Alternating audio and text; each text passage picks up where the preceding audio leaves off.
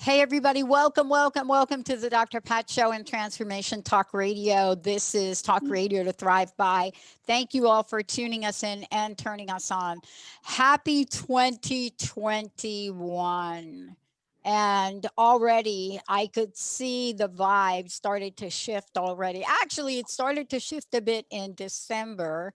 And especially if you're me and you pay attention to the signs. So that's what I've been looking at. I've been like, okay, how's that working? Is that working? Is that not working? What's easier now than it's been? And it's been fascinating for me when I think about this. But let me give a shout out to Mr. B. Hello, Mr. B. Hi there, Pat, and Happy New Year to you as well. And the fam, the crew there, everyone. Yeah. So, Benny, how was the new year for you? Pretty good. I just kind of hung out, stayed in place, did the quieter version. There it was virtually sent on the TV there. The Seattle Space Needle did their virtual thing, which was kind of cool, actually. And I'm glad they did it. It was a really good turnout. It was a really good turnout. It was really different, right? Because everyone stayed hopefully at home and did their thing. So yeah, great turnout. Well, look, I mean, one of the things that I love is the level of creativity that people have basically shown and demonstrated. Mm-hmm. But the other thing that I am fascinated by is how people have gone to a place of these spiritual moments, these moments that we reflect on. And I'm really struck by them in a lot of different ways. I'm watching some really interesting things. I mean, because of the business I'm in and you're in and we're in media, we try to stay in touch with what's going on in the world, right? We try to at least stay on the edge of it to make sure we're, if a guest brings something up, we're at least plugged in. But one of the things I'm really struck by is, what does it mean to savor life's spiritual moments? And when I thought back on this past year, 2020, there were many, many, many moments that I could point to where this transmutation from anxiety and stress and depression into a sense of freedom, into almost magical energy shift. And the question really does become, what does it mean to savor these life spiritual moments? That's why I have my very special guest joining me here today, Colleen. I say Foye Bollen, but I probably will get corrected on that. Joining me here today, who is the author of a book exactly about that, but also a body of work, life's work. When we're talking about savoring life's spiritual moments, we get to talk about what that means and really step into that place. So today with Colleen, we're going to take a journey and we're going to step into this space where I wonder if you too can hold on to these moments, can remember these moments.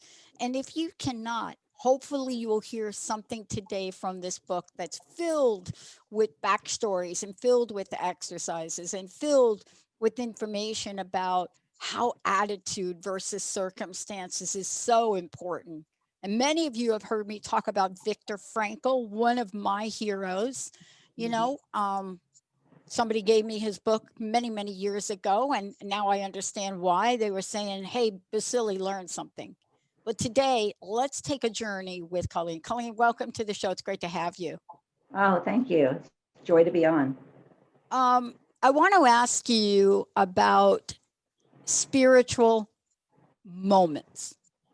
I want to talk about this because I think that they may mean different things to different people. Like you just heard me use it in reference to my experience in 2020. But the way that you talk about the alchemy of transforming everyday experiences into life-changing events is so critical for the time we live in. Let's talk about what this has come to mean for you and how important it is today. Yeah. Well, for me, I think of the spiritual moments as magical moments that are just scattered throughout the day. And It's almost like there's this daily Easter egg hunt, and all these jewels are hidden around, and I can find them or not. But if I pay attention and I find them, I have these little bursts of joy throughout my day. And I see those magical moments, those little jewels, as coming from the divine, from the source, from spirit, whatever name that you give that being, that power. So for me, that is a lot of what those spiritual moments are about. And I think when I can personally bring them together, and when other people I know do that, that it brings a peace of mind. And just being able to be calmer inside oneself is such a powerful thing to be able to create. Let's talk about this for a minute in the context of sometimes, at least for me in my journey, and thank you for, really addressing that question. But the thing I want to ask you about, and this has been a misconception for me, I started this 16 years ago, not thinking about what I would be doing 16 years in the future or what things would mean. But what I learned along the way is that if I look at what other people define as a spiritual moment, I may or may never get to experience it. How personal is it for people to really seek and find their own spiritual moments, as opposed to borrowing somebody else's and thinking that's what I have to shoot for? Right. Yeah, I agree with you. I think that it kind of starts back a step, that people need to have a little bit of quietness in their lives in order to tune into that inner voice or their gut, wherever they get their true messages from. And from there, they can kind of find out what their lexicon, what their alphabet, what their way of noticing and enjoying spiritual moments is. And then just paying attention to how things resonate in their bodies. So I was out walking in the rain the other day, pouring rain, and I noticed on the side there was a puddle, and little bubbles kept popping up in the bubbles in the water. And to me, that was pretty magical. And so I just stopped and I watched the bubbles popping for a moment. And for me, that was a small spiritual moment that brought me joy. And so for other people, that may not be the thing at all. But in order to find out what it is, they need to kind of know their inner self a little bit in order to discover what's going to bring them joy and what's going to feel like a spiritual moment and a spiritual connection. I was reading about you and about your own spiritual journey, and it's so much of what I read parallels a little bit of my own. And I find it interesting that both of us are here and talking about spirituality or spiritual journey, and what that has come to mean in the world. I happen to live in a city or a state, however you want to call it. When the last survey was taken on what is the most religious city, what is the most spiritual city, our city came out to be the least religious and the most spiritual, like number one on the chart. And it got me to thinking, what does that mean exactly? And then when I looked at the diversity we have here in practices. Everything from my background of Southern Baptist stepmom to a spiritual center that people classified as New Age. I mean, we've got it. Do you think people are searching to find something that fits them so that they can fully express these spiritual moments without shame, without guilt, without thinking, oh my gosh, I shouldn't experience that? What do you think? Right. Well, I'm also in Seattle, and so we're in the same environment. Yeah. Yeah. And I was just reading, it's kind of connected to our pandemic experience and to spirituality. But just, I think it was yesterday in the BBC News, they had an article saying that at this particular time, people are really focusing in on their spirituality, people who haven't been before. And part of that is because they have time and they can go online and they can not have to interact with people and make a decision of, yes, I want to be here, or yes, I want to be there. But they can just kind of flit around to different services and see what fits and what doesn't, what they like, what they don't. So I think this is a really powerful time across the globe for people to be turning inward, partly because we can't turn outward, depending on where you live. But, here in Washington State, we're pretty restricted in what we can do. But it gives us this great opportunity to have that rich internal life that maybe in other times we were too busy to pay attention to. When I was reading your book, one of the things I was struck by, well, two things in particular. Of course, I was struck by the conversation on joy, although it's never really been my path. Joy has never been the leading, how should I say it, the leading energy for me. Only because I think for the most part, that is something I had to fully experience and understand because I didn't have a basis for it. But I really glommed on to your words and your message in both gratitude and inspiration. And I couldn't separate them in my mind. I know they're separate in the book, but in my mind and in my experience, I was thinking about these and I was reading some of the stories, especially miracles happening all around us. And I wanted to ask you about what you find now. What you find now is what is the most significant point of awareness? For example, when I was reading this, I was really struck by something that I reflected on. Synchronicity. I thought about this over and over again, and I could pretty much write a book and pinpoint everything that's happened to me positively as a synchronized moment. For you, is there an aha moment that came to you as a result of writing this book? That's a very good question. This book it's kind of like I had indicated at the beginning of the show, it's kind of a lifetime book. I wrote it over about 12 years. And so there were many different periods I went through. My kids kind of grew up in the time that I was writing the book. And I think for me, the process of being willing to publish the book. I'm a very private person.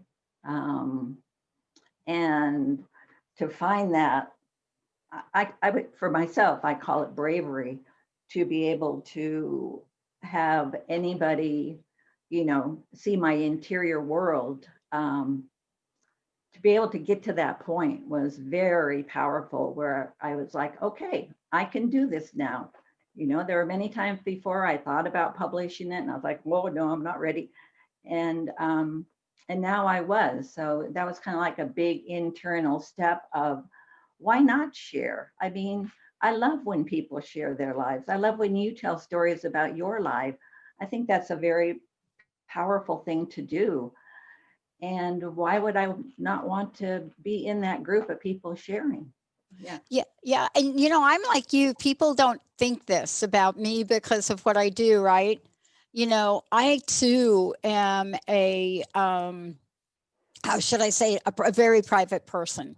I mean, I think Benny will tell you. Benny and I have been together now. This is going on 17 years, but it took me like a lot of years before I even shared about the chronic illness that I was experiencing. And then I talked about it in the way I was experiencing it. For example, had it not been for this radio show and the ability to keep paying for airtime, to keep this message going, I don't know if I would have got through what was going on in my body. I don't know if I'd have been or had access to the resources that were in front of me. And what I love about reading your book is it got me to think. Now, let me ask you this. I want to talk to you about this when we come back from break. Many folks say, yeah, but wow, this is such a rough year. I mean, did you really find these spiritual moments?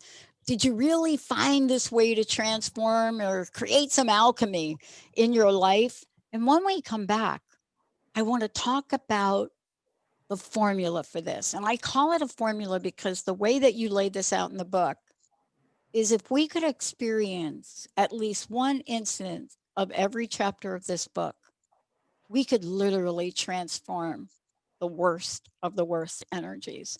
Let's take a short break. We'll be right back with my very special guest today.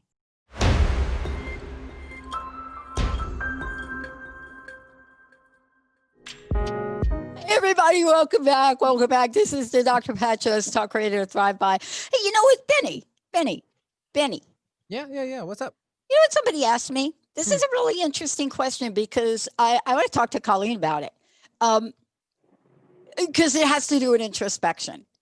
So somebody said to me, you know, Pat, we know you're not going to change the name of your show, the Dr. Pat Show, right? Because that's the show. And you also do Power Up. Now you're also doing the Psychic and the Doc with Mark Anthony. Then you also have Lime Talk Radio. And yeah, like, and somebody asked me this really interesting question. Mm-hmm. Have you ever wanted to change your tagline to the show? Nah. That's what I said. It's like, wrong answer. You send those people to me. I'll tell them. Huh? And you know, it's interesting. I'm talking to Colleen here today. And by the way, Colleen, thank you for joining me here today.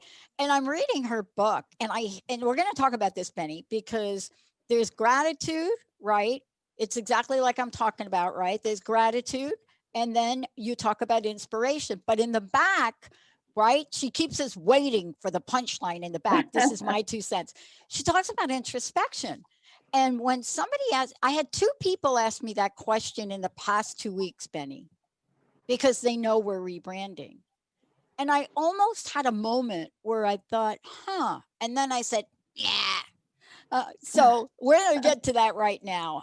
Colleen, please tell folks, one, how do they find out about you? How do they get a copy of the book? And then Benny, let's go ahead and give a copy of the book away, 1-800-930-2819. All right, how do they find out about you and how do they get their own copy? Okay, well, the name of my book is Savoring Life's Spiritual Moments, The Alchemy of Transforming Everyday Experiences into Life-Changing Events. It's available on Amazon and through independent bookstores. People can learn more about me at my website, which is Colleen Foye, Bollen.com. I gave you a French name, Foye. Yeah, and it's Irish. But I'll go with Foye.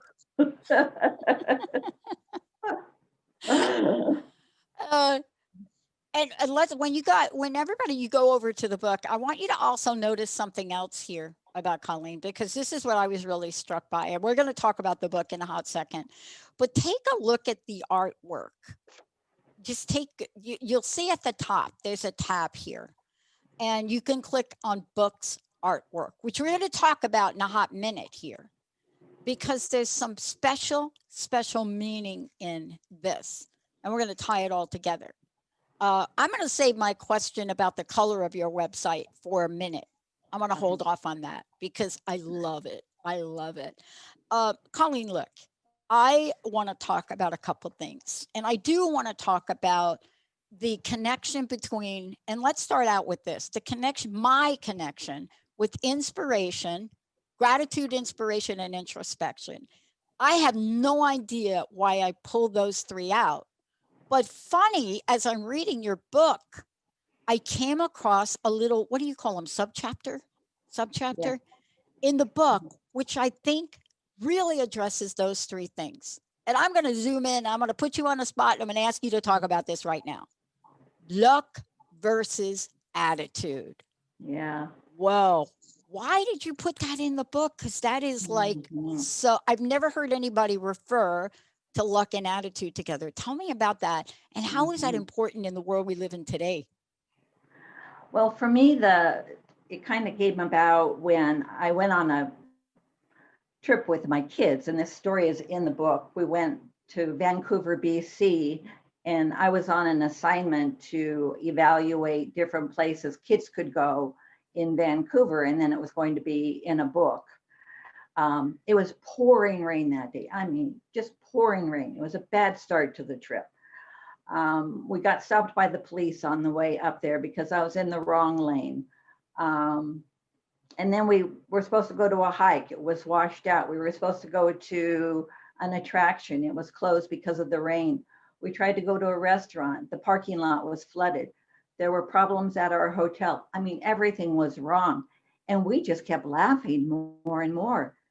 And then we went to Science World kind of as a thank you for, you know, all we had been through.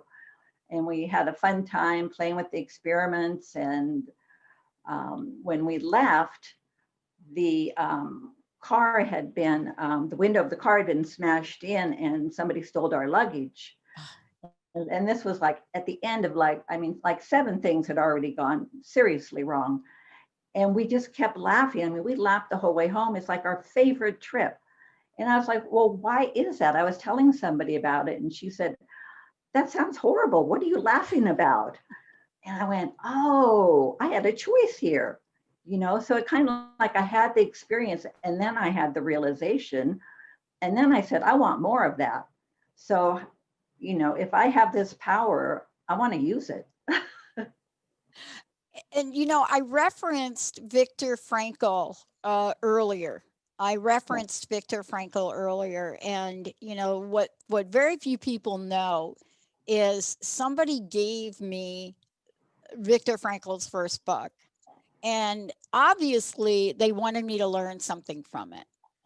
Well, that book and many others, but the message in that book transformed my life. And I think that's what you're saying here too. You know, we're looking at things that happen in our lives on a regular basis, but the secret, or how should I say it, the miraculous power of what you just described is such a game changer. What does it take for us to learn how to do this? Because I do think you do have to learn it. I think, you know, I think awareness is the key for any change that a person wants to make in their lives. I have stories in my book about the inner critic. I had a horrible, mean inner critic. And I'm not saying she's totally gone, but she has calmed down quite a bit. But I had to be aware of her first because she was always there. And so I didn't notice that it was something I had any say over. I thought that negative voice was just something everybody lived with. And then slowly for me, it was through meditation, but I'm sure other people could find other ways to that point. I had like a moment of peace and I was like, oh, I can have peace. I can have peace of mind. You know, how can I extend that out and have that be more than a second? How can I have it be 10 seconds or, you know, maybe a whole minute in the day?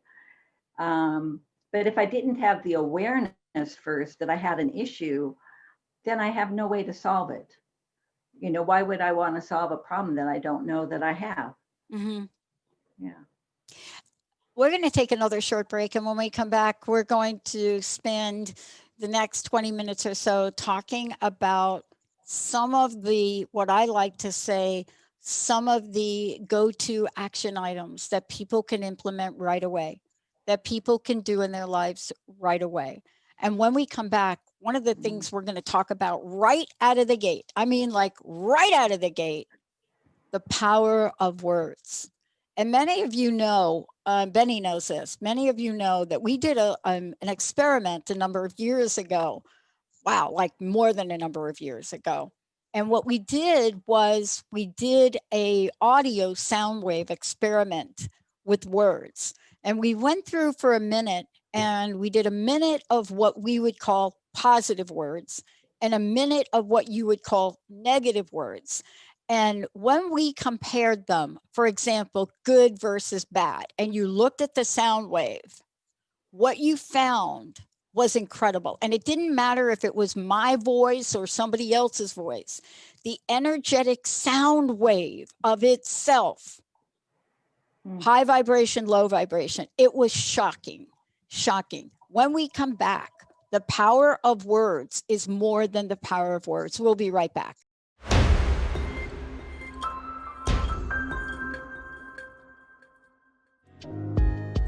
Hey, everybody, welcome back. It's so great to have all of you tune us in and turn us on. I am so thrilled to have Colleen Foye Bollen joining me here today.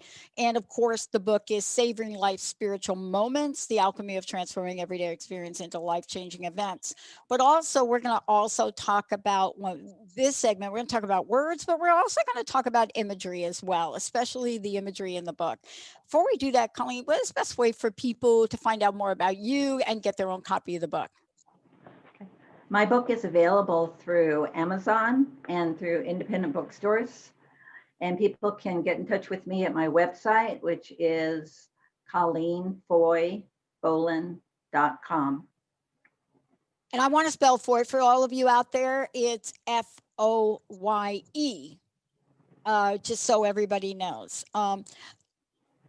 Benny, one more copy of the book. Let's do it. 1-800-930-2819. And for those of you out there, if you have questions, please feel free to call in as well, and we will see if we can help you. Colleen, I wanted to talk to you about a couple of things, but I really zoomed in on what you were writing about the power of words. Now, I tend to link words and imagery together, but they're not necessarily.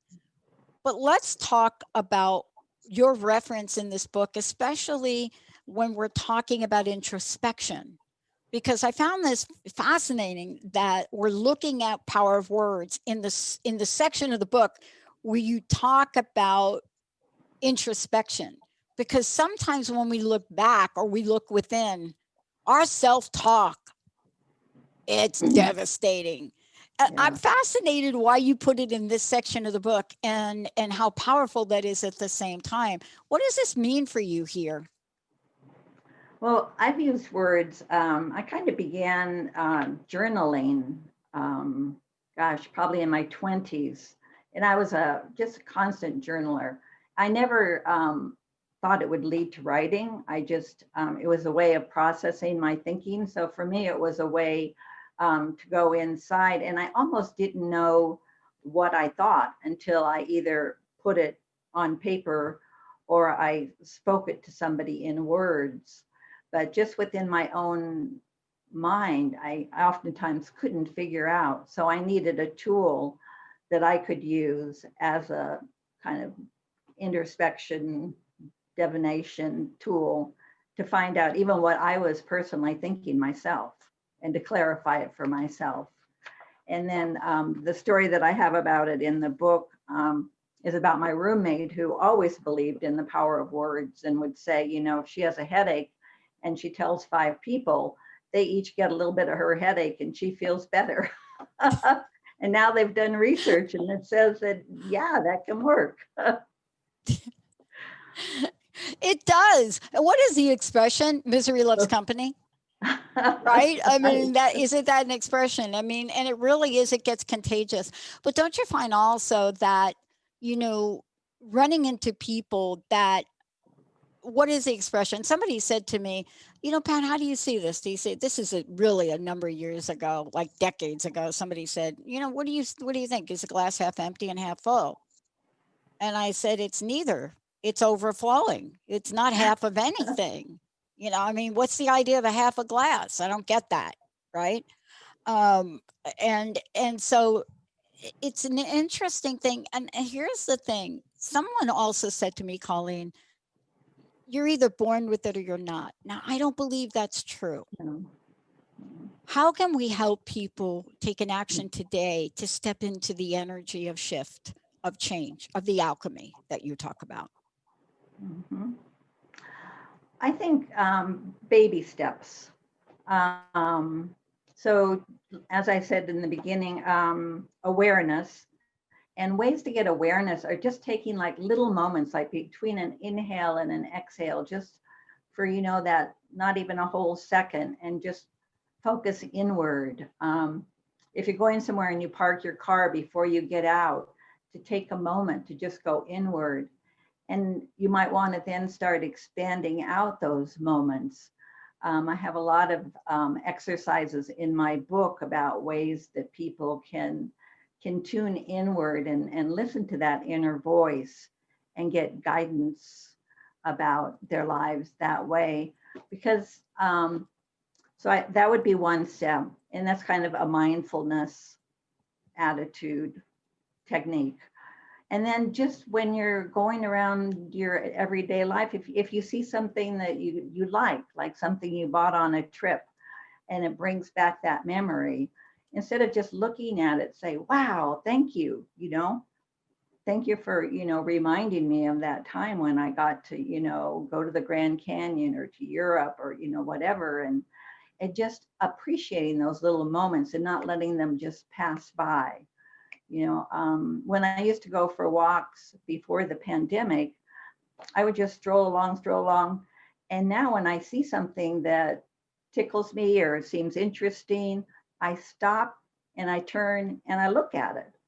And it only takes a little while, but I kind of then, absorb it more, and it gives me more joy and more happiness to spend that moment with that delightful thing, whether it's a flower or the bubbles in the street that I was talking about earlier. So I think those are the ways, just little playful ways. It doesn't need to be hard or work or anything like that. I think people can delve into this in really enjoyable ways. Doodling is one of the stories that I have in there. Yeah, and let's talk about this, because we're always in the energy of ourselves. We're always in the energy of ourselves. So let's just talk about that for a moment, and so when are we not in the energy of ourselves? Let me give you a moment and have you commented on it. We're not in the energy of ourselves when we're in the energy of somebody else. And one of the most powerful prayers or messages that I came across, like over 30 years ago, is the Serenity Prayer. It's one of the simplest prayers on the planet, and basically one of the more difficult ones, right? God grant me the serenity to accept the things I cannot change, courage to change the things I can. And now here's the kicker: wisdom to know the difference. See, that's the kicker, right? I might be able to change this, but I can't change this, but I keep getting plugged into wanting to change this. So your book is addressing the power that we have to change within. Boy, if there was ever a time for us to learn this, it's really now. Did you know you were going to write this book for this time we're living in now? No, wouldn't that be something? I would have bought a stock in Zoom, wouldn't I? Oh boy. I thought about it and I didn't do it. Yeah, I thought about it. That's funny. If you think back, and I would like you to think about this for a minute before we go to break. You included art in the book, and earlier I said this. I said I tend to put the power of words and the power of imagery together in my mind, right? I mean, I have a hard time disconnecting them, probably because I have this learning difference thing that I don't actually see words. Every word, I see an image. I don't actually see a word. So if you say the word talk, I don't see TALK. I see a mouth going like this. Great later on in school for adult learning, maybe a thesis, really good for that. Not good to pass statistics, really not good. But imagery, you've included imagery in the book. Tell us about the power of that. Yeah, well, the images I used are just everyday things. Like one of them is coleus plant, and then I work with it in a digital darkroom, and I turn it into a kaleidoscope. And for me, that is the same process I'm doing with everyday spiritual moments. I'm taking an ordinary thing like, a stapler, and I'm being grateful that it has staples in it, and so I'm changing my attitude about it. I'm not just seeing it as, something that sits on my desk. I'm seeing as, something that I can be grateful that it works and it does what I need it to do.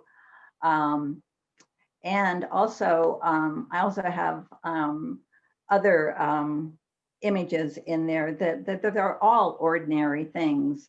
And it's just that, that tiny shift, and we can do that with our perspective. We can do that with our attitude. Yeah. And so that was kind of the reason behind putting in those images. And if people go to my website, they'll see the before picture and then the kaleidoscope picture. And even on the back cover, I have just one example so people could see where I have a picture of a glass sculpture and then what it looks like when it's kaleidoscoped, so people can see that transformation. Yeah, and so for me, like you were saying, you know, it's bringing together the visual with the attitude and with all of the other processes that we go through when we're thinking and deciding how we want to be in the world.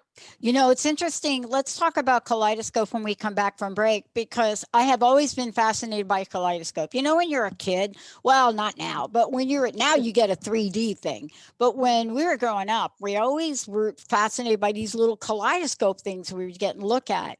But there's a fascination with this, which is a symmetry, so to speak. And, you know, symmetry is another way to look at multiple sides of things, right? When we come back, I want to talk with you about here we are today. Here we are today. What would be your top 3 tips for people to take away from this show to implement in their lives today? Your top 3. But I'm going to take a break. So when we come back, you have a little time to think about it. Let's take a short break, everybody. Benny, we'll be right back.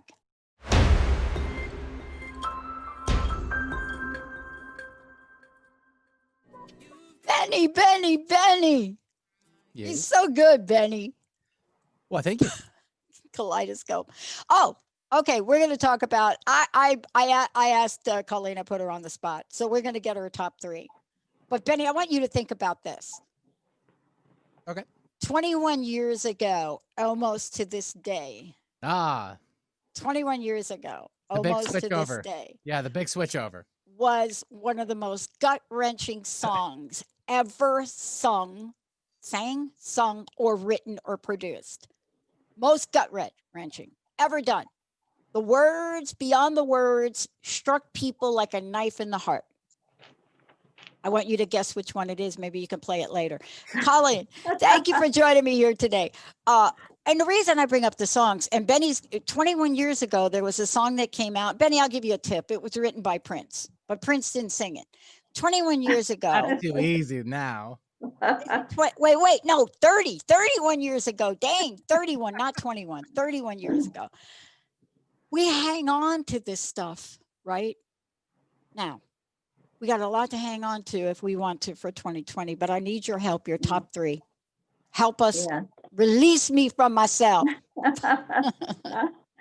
Well, one of the things we were talking about during the break is it's kind of a rewrite of the Serenity Prayer.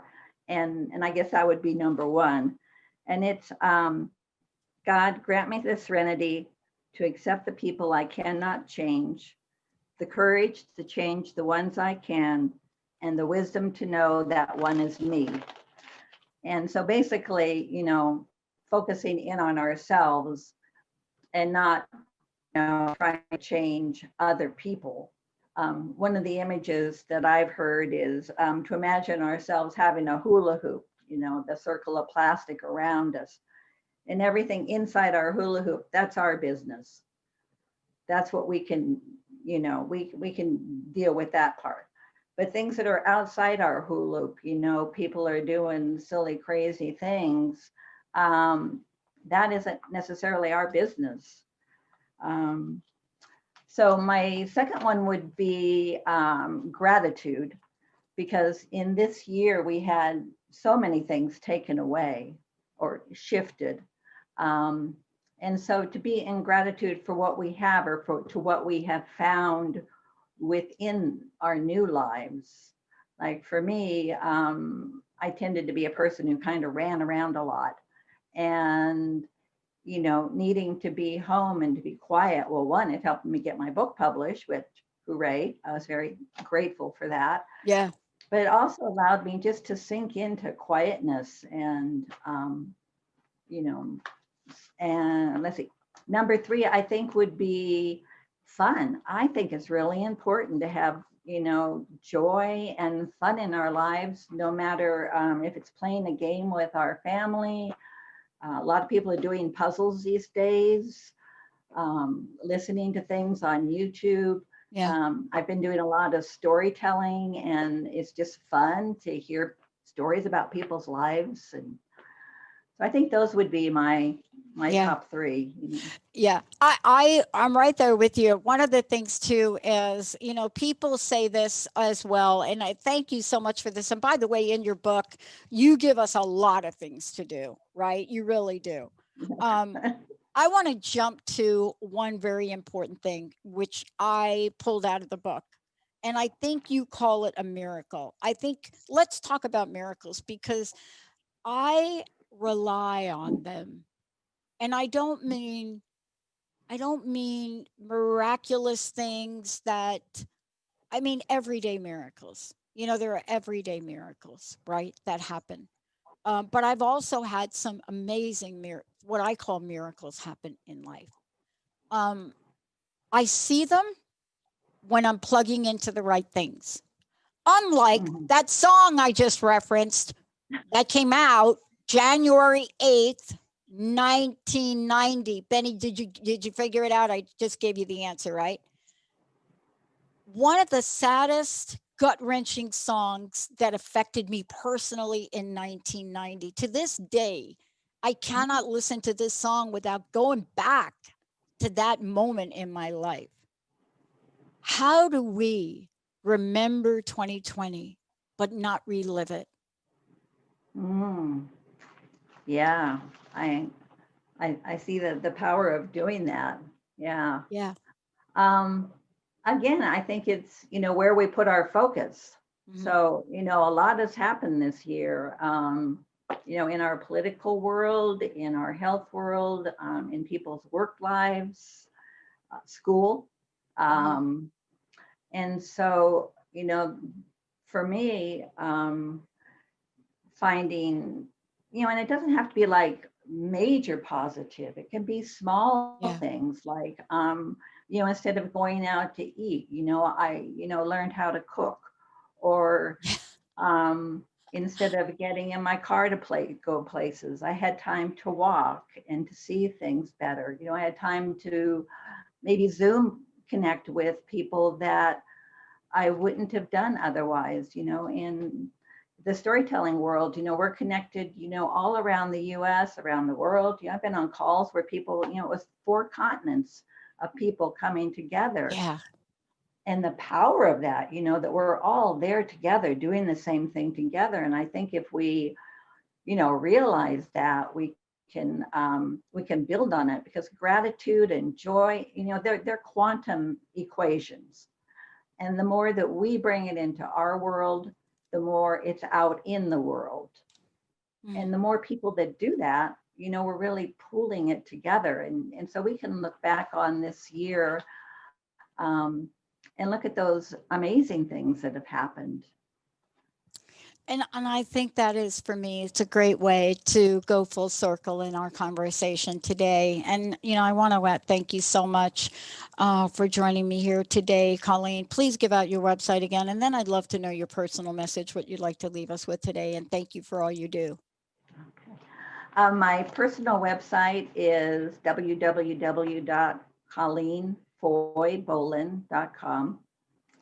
And you can reach me at there, and you can get my book on Amazon or through independent bookstores. And what's your personal message? What would you like to leave us with today? The main thing I would like to leave people with is to have grace for themselves and for other people. As we've discussed in this show, we're all going through some very trying times. And we may not look like we're doing the best we can. And yet everybody is, doing the best they can in that situation, in that moment.